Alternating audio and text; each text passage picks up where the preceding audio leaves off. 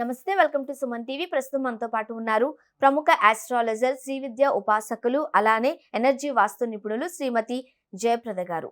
నమస్తే అండి. నమస్తే అమ్మ. శ్రీమాత్రే నమః. జయప్రద గారు, మనం ప్రతి వీడియోలోనూ వివిధ రాశులు గలవారు ఏ విధంగా ఉండే లక్షణాలు, వాళ్ళ పరిష్కార మార్గాలు, వాళ్ళ లక్కీ నంబర్, ఇవన్నీ మనం డిస్కస్ చేస్తున్నాం కదా. అవును. మరి ఈ వీడియోలో కర్కాటక రాశి వారు ఏ విధంగా ఉండే అవకాశం ఉంది, వాళ్ళ లక్షణాలు కావచ్చు, వాళ్ళ పర్సనాలిటీ, వాళ్ళ క్యారెక్టర్ ఎట్లా ఉండే అవకాశం. సౌత్ ఇండియాలోని అతి తక్కువ ధరలకి రత్నాలను అందించే ఏకైక సంస్థ 6JVR. కర్కాటక రాశి అంటే చాలా మంచి రాశి వాళ్ళమ్మ. వీళ్ళు చాలా మంచి వాళ్ళు.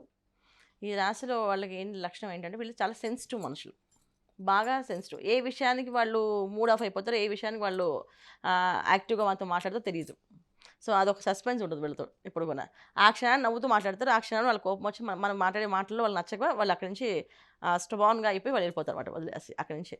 సో అందుకని కర్కాటక రాశిలో పుట్టడం అనేది చాలా అదృష్టమైనది. ఎందుకంటే నక్షత్రాలు చాలా మంచి నక్షత్రాలు అందులో ఉండవని, నేను చాలా మంచి యోగాలు ఉన్నవాళ్ళు జాతకం అనమాట ఈ కర్కాటక రాశి వాళ్ళు. సో ఎక్కడికైనా అంటే వీళ్ళని ఎక్కడ వదిలేసినా వీళ్ళు బతకగలరు. అలాంటి లక్షణం ఉన్నవాళ్ళు కర్కాటక రాశి వాళ్ళు. చాలా సెన్సిటివ్గా ఉంటారు, ఎదుటి వాళ్ళ దగ్గర నుంచి మంచినే కోరుకుంటారు, వీళ్ళు మంచి ఇవ్వాలి ట్రై చేస్తారు. సో చెడు అనేది ఇంతకొని తీసుకొని ఇష్టపడరు. వాళ్ళు ఇంత మంచి వాళ్ళు కాదంటే వాళ్ళు భరించారు వీళ్ళు. అంటే చాలామంది చూడండి, మనం కొంతమంది వాళ్ళు మంచి వాళ్ళు కాదురా, కానీ మనకి కావాల్సిన వరకు మనం పని చేయించుకోవచ్చు, మిగతా వదిలి అంటే వీళ్ళు అలా ఒప్పుకోరు. వాళ్ళు మంచి వాళ్ళు కానప్పుడు వాళ్ళు నేడుకొని మన దగ్గర రావద్దు, మనం ఇలాగే ఉండాలి, అమ్మో అలా ఉండకూడదు అని చెప్పేసి చాలా సెన్సిటివ్గా ఉంటారు నన్ను వీళ్ళు.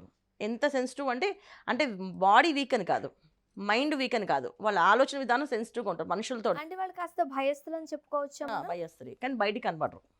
చాలా భయస్తులు కానీ బయటికి కనిపించరు, కనిపించకుండా మెయింటైన్ చేస్తుంటారు. ఎక్కువ మంది స్నేహితులు ఉంటారు, చాలా తక్కువ మందితో మాట్లాడతారు, చాలా తక్కువ మందితో వీళ్ళు కలుస్తారు. ఎక్కువ మంది కలుపుకోవడం కానీ ఎక్కువ మందితో ఉండడం కానీ అనేది చాలా తక్కువ మంది ఈ రాశిలో ఉన్నవాళ్ళు. మ్యాక్సిమం వాళ్ళు ఏంటంటే వాళ్ళ మనసులో ఉన్న భావాలను అర్థం చేసుకునే వాళ్ళతో ఫ్రెండ్షిప్ చేస్తారు.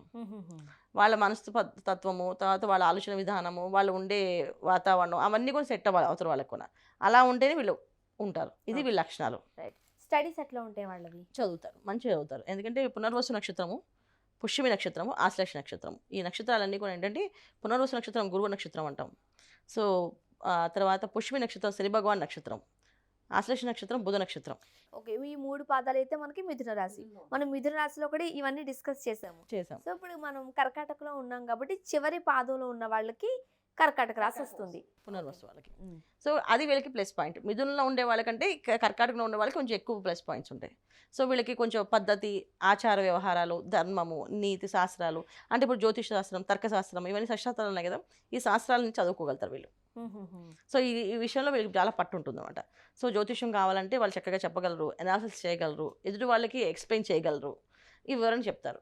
కాకపోతే ఏంటంటే సెన్సిటివ్ మనస్తత్వం కనుక ఎప్పుడు వాళ్ళ మనసులో వాళ్ళకి బాధ కలగకుండా ఉన్నంతసేపు మనతో మాట్లాడతారు. వాళ్ళకి బాధ కలిగిందంటే ఆ మనిషిని ఆ క్షణాన్ని వదిలేస్తారు అనమాట. అది ఎంతటి వాల్యుబుల్ అయినా సరే వదిలేస్తారు వాళ్ళు. సో మనకు నచ్చదు, నాకు వద్దు అని చెప్పేసి ఈ ప్రాబ్లం ఉంది వీళ్ళకి. అందువల్ల వీళ్ళకి మైనస్ పాయింట్ ఇదే ఎక్కువగా. మరి వీళ్ళు ఇప్పుడు ఇటువంటి మనస్తత్వం ఉన్న వాళ్ళు ఉద్యోగంలో కాస్త ఇబ్బందులు ఎదుర్కోవాలి, వ్యాపారమైన ఇబ్బందులు ఎదుర్కోవాలి. అంటే అది చేయలేరు, ఇది చేయలేని పరిస్థితులే. మరి ఎక్కువగా ఏ రంగంలో స్థిరపడతారు? వీళ్ళు ఎక్కువ ఉద్యోగాలు చేస్తారు, ఓన్ ప్రొఫెషనల్లో ఉంటారు. ఎక్కువ మంది డాక్టర్స్ చదివే వాళ్ళు ఈ దాంట్లో. అండ్ తర్వాత ఎక్కువ మంది ఏంటంటే వ్యాపారం చేస్తారు, వాళ్ళు ఓన్గా చేస్తారు, వాళ్ళు నీతి న్యాయంతో చేస్తారు వ్యాపారం. ఇప్పుడు కన్స్ట్రక్షన్ బిల్డింగ్ అనుకోండి, సో ఆయన మంచి నీట్గా ఫ్లాట్స్ అన్ని నీట్గా కడతారు, నీట్గా కట్టి అప్ చెప్తారు. ఎవరైనా ఏదైనా అంటే మాట పడరు. సో మొత్తం అన్ని లెక్కలు ఇస్తారు వాళ్ళకి.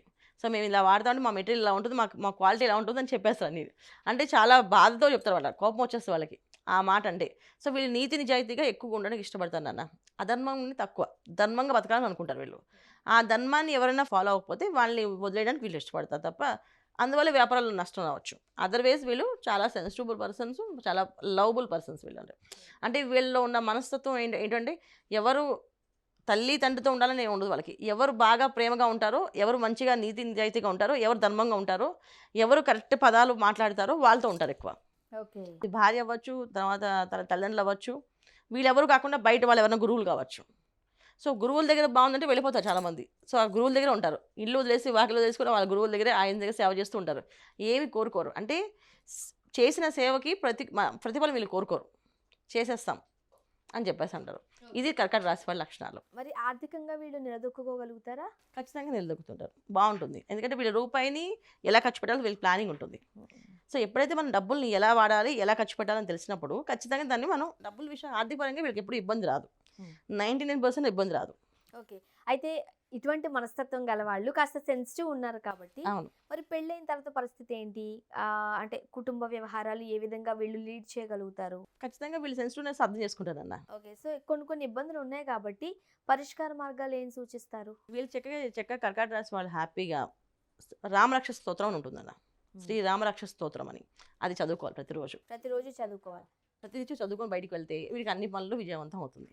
అయితే మనం ప్రతి వీడియోలోనూ మాట్లాడుకున్నట్టే ఈ వీడియోలో కూడా వివిధ రాశుల వారు, ముఖ్యంగా మనము కర్కాటక రాశి గురించి మాట్లాడుకుంటున్నాం కాబట్టి కర్కాటక రాశి గల వారు ఏ క్షేత్ర దర్శనం చేసుకుంటే మంచిది?